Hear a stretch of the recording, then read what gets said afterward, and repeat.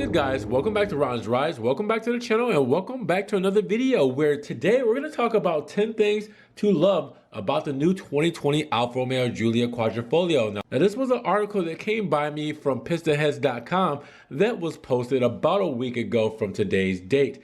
And I really wanted to see what they thought about the 2020 Alfa Romeo Giulia Quadrifoglio, as I've given my opinions on it. And I want to see if you guys agree or disagree with all of the great things they have to say. So let's get right to it because there's a lot here to talk about. So first, the engine. PistonHeads says that the Giulia's magnificent 2.9-liter bi-turbo V6 will always be a star feature thanks to its output and charisma. The aluminum engine combines an operating top end with a peak 510 arriving at 6,500 RPM.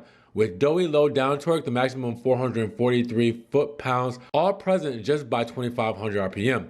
It's enough to blast the car from 0 to 62 in just 3.9 seconds and onto a top speed of 190 miles per hour, thanks to the next highlight on our list. So the engine, obviously, that is going to be one thing to love about it because it is that Ferrari-derived engine and it's just so great. For being a V6, they really just took advantage of down-tuning the V8 from Ferrari and making it work for the Giulia, and it really is the star of the show. I cannot complain about that.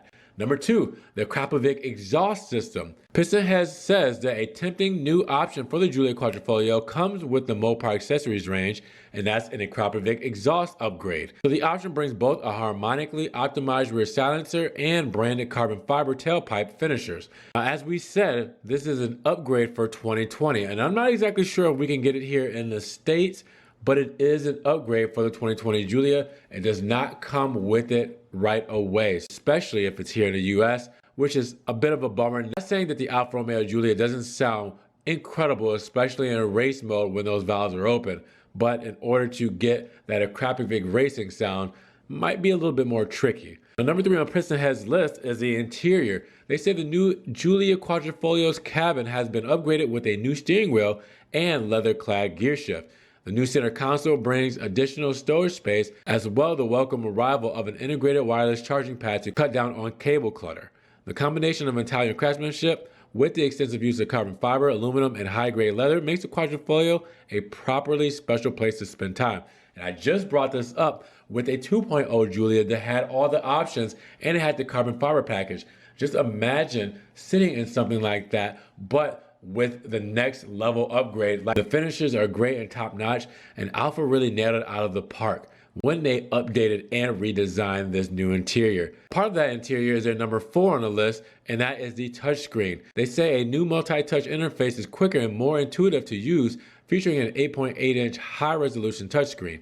Multi-touch incorporates both Alfa Romeo's own suite of apps with instinctive touch and swipe touchscreen control, and it can also be operated by the more familiar rotary controller between the seats. Multi-touch also offers full support with both Apple CarPlay and Android Auto. I've talked about this plenty of times before. The new touchscreen is great. What Alfa did with it is great. The idea is great. The execution, not so much because it is laggy. It's still got some bugs to work out, and that's okay because, you know, they have over-the-air updates. They can do firmware updates, so you can make it faster. They can make it better. But, you know, every time you do something as big as that, you know, for your first try, it's going to have some bugs. Number 5, the performance pages. Now, there's a cool new feature that is the performance page app. Now, effectively an onboard telemetry system for the Quadrifoglio. This can display real-time information on engine or drivetrain beyond the conventional instrumentation, as well as graphical color map to show the heat of different components under hard use. There's also a drag race timer to record acceleration numbers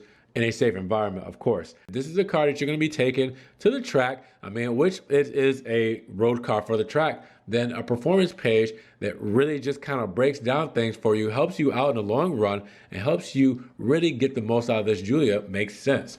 Number 6, 50/50. This is a pretty simple one because it comes with all Alfa Romeos, as it has been since it first came out. The Giulia Quadrifoglio's mass is perfectly split between front and rear axles when the car is still. So the much vaunted 50/50 weight distribution, giving it both keen responses and an optimal natural balance between grip levels from each end. 50/50 weight distribution. Again, it's just a great standard feature for Alfa Romeo, even in the 2.0s, that cars in that segment really don't have. Number 7, that new technology that we got from Alfa, well, their list says part autonomous driving. That while it remains a pure-blooded driver's car when you want it to be, the Giulia Quadrifoglio now has been upgraded to offer the option of level 2 autonomy to ease the strain of longer journeys.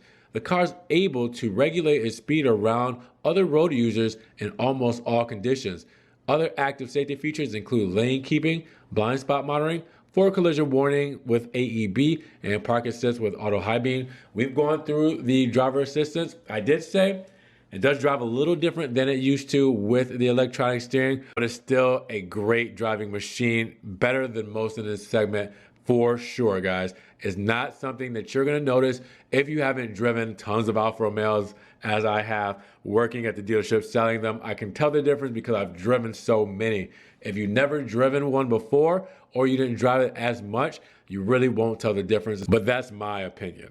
Now, number 8 on their list, active aerodynamics. The Giulia Quadrifoglio remains the only sports saloon on sale with active front aerodynamics, a carbon fiber splitter mounted just below the bumper, opening at speeds above 60 miles per hour to increase downforce and therefore also stability. We bragged about this before with the Alfa Romeo Giulia. I've showed you demonstrations of it opening it up and closing. You cannot do it manually. You cannot open that active aero up front manually. You either have to hook it up to a computer that we have at the dealership, all right, or you have to be going at speeds above 60 miles per hour. It's a cool usable feature, but it can only be displayed when you actually need it. Number 9, torque vectoring. All right, so the standard 8-speed transmission remains one of the fastest shifting automatic gearboxes in the world, capable of swapping ratios in just 150 milliseconds with the Quadrifoglio in race mode. Alfa Romeo's active torque vectoring system uses 2 electronically controlled clutch packs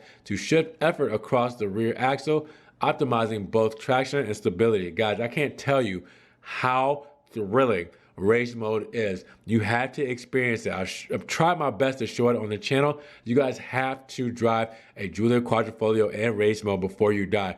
It is on another level. It is so thrilling. It gets your heart rate going. It gets your senses in full shock. You're ready to go. I mean, it is something that you just can't explain.